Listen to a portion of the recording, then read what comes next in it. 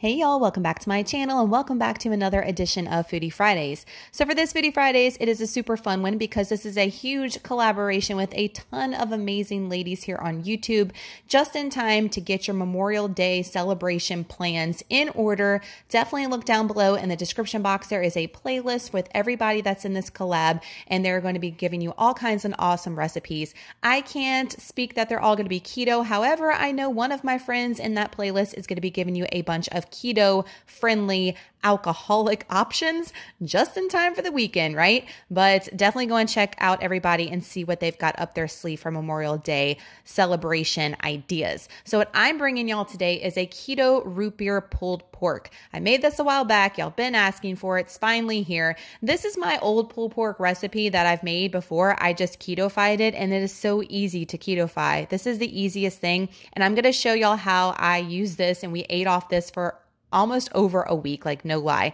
I made 4 different things with this one pot of pulled pork. So this is definitely a budget-friendly meal. You can get tons of meals out of this. This makes a ton. You can freeze it and use it for later, even if you don't go through the whole pot, because I know we didn't, even though we ate on it for 4 different meals, I had to freeze some. It is crazy how much this makes. So the ingredients you're going to need are a 4 to 5 pound roast, and usually the ones I get are bigger than that because I get them really cheap from my local grocery store, but 4 to 5 pounds is ideal. 1 tablespoon or 1 to 2 tablespoons of garlic. I kind of eyeball this, guys. Just use what you like as far as these ingredients.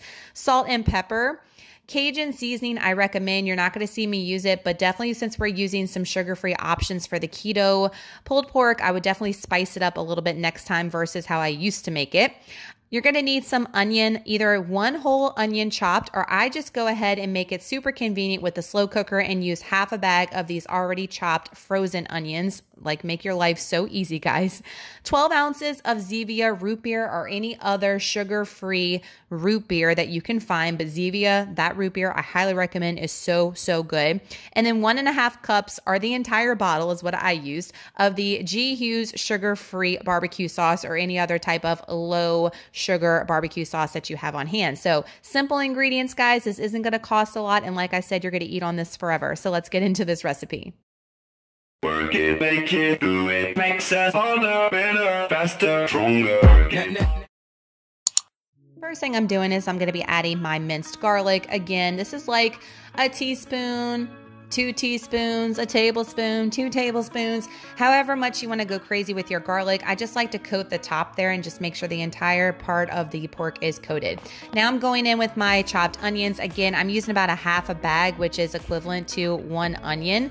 But if you don't want to use the frozen, you can definitely just go fresh, but this is going to save y'all so much time and it's so easy. Then I'm going to go in with some pepper, guys. If you've been with me for any amount of time, y'all know I'm a little pepper happy, and I'm going to, live my best pepper life there. And then we're going in with this Zevia ginger root beer. This stuff is amazing, guys. It is sweetened with stevia leaf extract, so it's all natural. It is carbonated. That's what you definitely want for this recipe to make the pork nice and tender.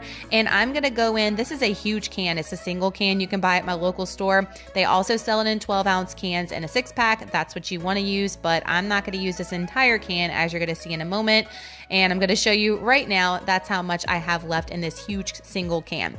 I'm going to put the lid on, and we're going to cook this on low for 8 hours and let it do its thing. And when it gets done after 8 hours, this is how it's going to look. But my roast is not boneless, so I'm showing y'all I'm taking the bone out of here, and I'm using this awesome hack, and it is messy, guys, but it is so worth it.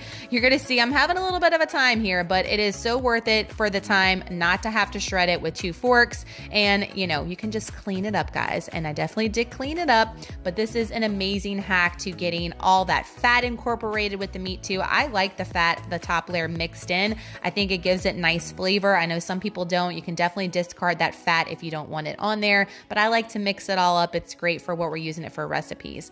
Now I'm going in with my Hughes, and this is the honey one, sugar-free. There's the macros on it. It is 2 grams of carbs for 2 tablespoons. So this might be a little bit carby for you, but I feel since since we're making so many meals out of this, when you divide it up, the carb count is nothing really. And as far as macros, guys, I don't have macros on this because it's going to depend on what you use. Just know that this is going to be super low carb, especially for all the meals that we're getting out of it.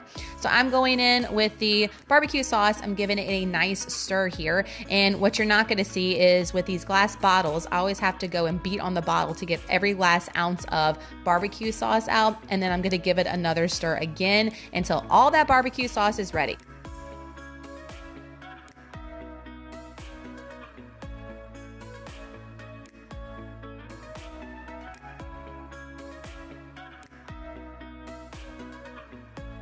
So as you can see here, I'm going in with the rest of my barbecue sauce that I beat on the counter because we don't want to leave a drop in that glass bottle going into the trash can. And let me tell you guys, since this is not regular like Sweet Baby Ray's barbecue sauce like I used to use, you definitely want to spice it up because that sugar-free barbecue sauce can be a little bit bland. So now we're going back in the crock pot for an hour on high, and this is how it looks when you get done after that hour. Everything has married nicely. If you're spicing it up, it's going to give you lots of flavor. To me, it was just the amount of barbecue sauce, but hubby actually added a little bit more to his. So now what I'm going to show you is one of the first meals we did, which was pulled pork nachos, and we used pork rinds. I've got avocado, sour cream, cheese, Taco Bell hot sauce. So yummy, guys. Look at this in a second. I'm going to pull this cheese here to show y'all, but this was amazing. I posted this all over Instagram and y'all went nuts with it, but this was awesome. Definitely make it again. Now I'm going to show y'all how I make my pulled pork pizza. So this is my Fathead dough. I have made it before. I will have that link down in the description box and in the iCards above. So I just spread some barbecue sauce all on my Fathead dough. Now I'm going in with some McCormick steak seasoning. I love this stuff on steaks, hamburgers, and this tasted awesome on this pizza, y'all. So I'm just going in with a couple of handfuls, as you see there, sprinkling it on here because again, I wanted to amp up the flavor. And now we're gonna go in with our pulled pork. I did heat it up before I cooked this in the oven, and I'm just gonna spread it all around our pizza. You could definitely go with less pulled pork if you don't want like it to be weighed down, but I like a lot of toppings on my pizza, I'm not gonna lie. So I was a little heavy-handed here with the pulled pork, but just put it on there, spread it around.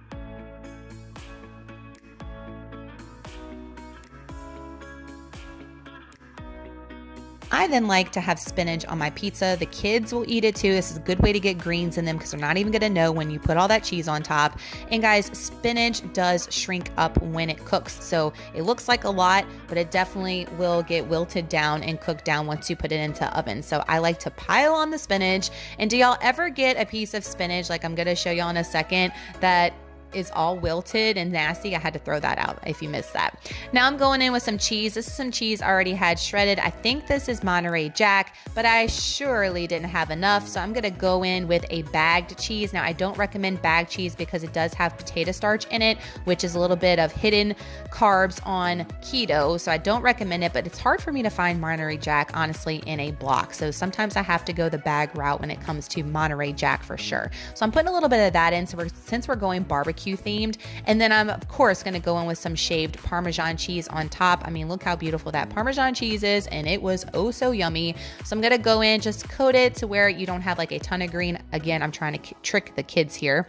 Then I'm going to go in with some more of that Montreal steak seasoning, and we're going to sprinkle that on top. It just gives it a nice salty and savory flavor that I really, really enjoy. And then just like a restaurant, and look, Trey's trying to get in, and they love pizza, y'all. Going in with a little bit of dollops of barbecue sauce on top. Yes, indeed, just like a restaurant. We were living our best life here. And this is the final product for the keto barbecue pulled pork pizza. Let me tell you, amazing. The kids ate it up. They love this Fathead dough recipe, guys. So make it however you like pizza. But if you make the pulled pork, this is a great option and a great keto friendly option as well. There's the pieces for the boys showing y'all right there. And also here is the pork rind nachos again. The third thing I want to tell y'all that I made was just pulled pork on Smartbuns, so Smart Baking Company. I love their sesame buns. I will link them down below. They're amazing. Or you can make cloud bread. There's plenty of recipes for that, and I love that too if I don't have any of these Smart Cake buns on hand. And also in the Southern Keto Cookbook, I made the pulled pork dip for 2 and brought that to work. Let me tell y'all, that dip was amazing. If y'all have the Southern Keto Cookbook and you have not made that dip yet and you make this pulled pork, definitely reserve some of the pulled pork for that dip. You will not be disappointed. Don't forget, guys, that you need to use the Zevia root beer. I highly recommend it. It is so good. I buy it to drink just on a regular basis, and it's also great for cooking. Y'all give this video a thumbs up if you look forward to Foodie Fridays every single week here on my channel. Make sure to hit that subscribe button if you're not with me already. I'd love to have you part of the YouTube family. If you make this, guys, in any shape or form, whether it be pizza, whether it be on a bun, whether it be just straight out of bowl, whatever, please post it on Instagram in a story, in a comment, post, whatever. Tag me in it so I can reshare your story and I can comment on your post. I love when y'all do that over on Instagram. Y'all make sure to go and look at the playlist down below and go see what all the other ladies have up their sleeves as far as really awesome Memorial Day recipes. And again, I know my girl, Hot Mess Mom, her name is Amanda. She is posting keto-friendly alcoholic beverages. Like, yes, just in time. We need those, right? So definitely go and check everybody out down below. Love you guys so much. Y'all have an amazing Friday and an awesome weekend coming up ahead, and I'll see y'all in my next video. Y'all have a great Memorial Day.